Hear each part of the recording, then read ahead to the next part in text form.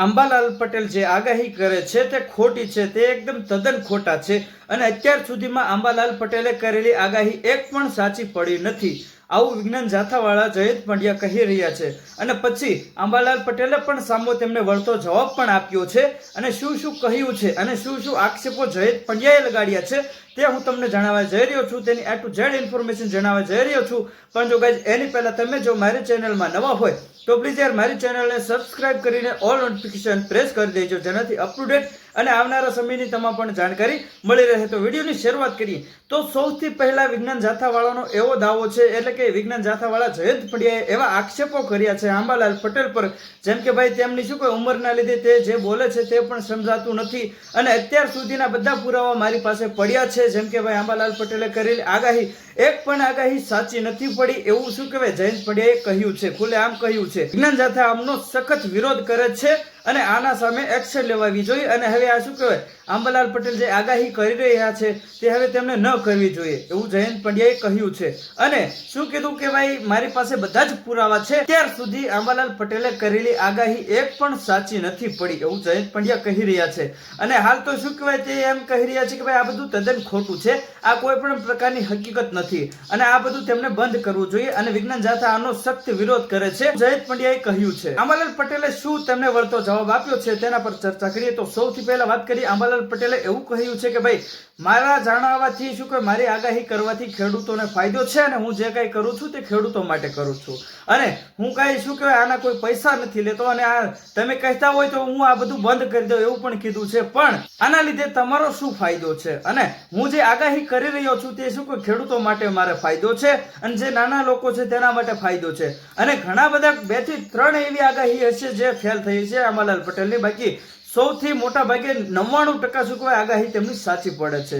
આ બિલકુલ સાચું છે અને તમે પણ કોમેન્ટ કરી શકો છો કે ભાઈ જણાવો કે અત્યાર સુધીમાં અંબાલાલ પટેલે કરેલી આગાહી એક પણ ખોટી પડી હોય. માત્ર 2 થી 3 જગ્યાએ અમુક એવી જે પરિસ્થિતિ બની હોય છે જેના લીધે શું કહેવાય આગાહી ખોટી પડી હોય છે, પણ 99% 99.99 શું કહેવાય અંબાલાલ પટેલની આગાહી સાચી પડી છે, આવું જાણવામાં આવ્યું છે ને એ રિયાલિટી છે. આપણે બધા જોતા જ આવીએ છીએ, લાંબા સમયથી અંબાલાલ પટેલ આગાહી કરતા આવે છે અને તે હકીકતમાં પરિવર્તન પણ થાય છે. તમે બિલકુલ સાચું સાંભળ્યું છે અને તમે ખુદ કોમેન્ટ કરો કે ભાઈ શું આ વાત હકીકત છે કે ખોટી છે.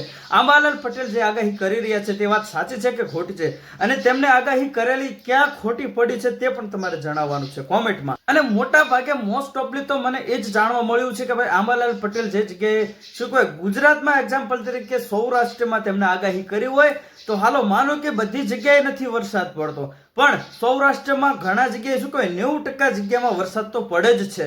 તમે બિલકુલ સાચું સાંભળ્યું છે. એક્ઝામ્પલ તરીકે ઉત્તર ગુજરાતમાં તેમને આગાહી કરી હોય તો ત્યાં અમુક 2 થી 3 જગ્યા એવી હોય છે, 2 થી 3 જિલ્લા એવા હોય છે જ્યાં નથી પડતો, પણ બીજી અલગ જગ્યાએ ઘણી મોટા ભાગે ત્યાં વરસાદ પડતો હોય છે.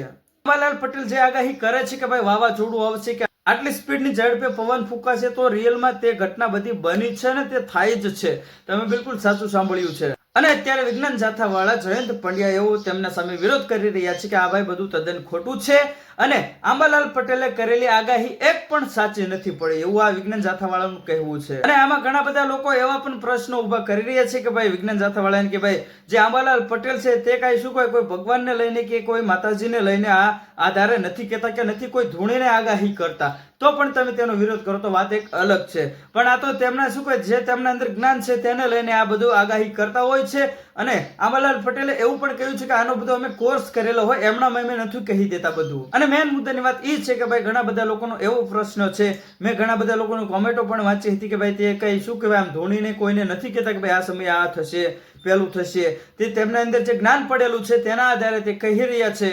અને હજુ ધોનીને કહેતા હોય અને જો તમે તેનો વિરોધ કરતા હોય તો વાત અલગ છે, એવું લોકોનું કહેવું છે. અને તમારું શું કહેવું છે ગાઈસ, તમે જો મારા સબસ્ક્રાઇબર છો તમારું શું કહેવું છે તે પણ તમારે આજે કોમેન્ટમાં જણાવવાનું છે કે ભાઈ અંબાલાલ પટેલ જે છે તે સાચા છે કે ખોટા છે તે તમારે જણાવવાનું છે. કારણ કે આપણે વર્ષોથી જોતા આવીએ છીએ અંબાલાલ પટેલે જે પણ આગાહી કરેલી છે તે સત્ય બનેલી છે. જે જગ્યામાં તે આગાહી કરે ત્યાં વરસાદ પડે છે, વાવાઝોડું પણ આવે છે અને બધી જ વસ્તુ થાય છે.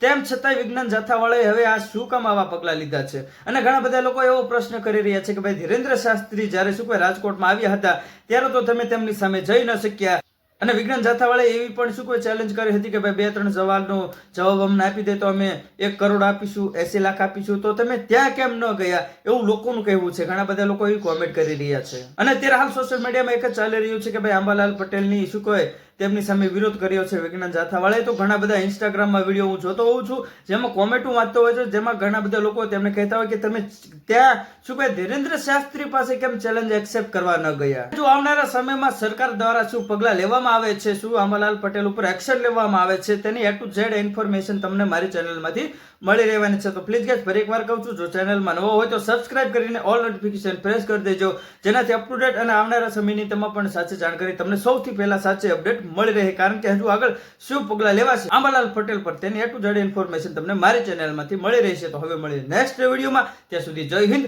જય ભારત.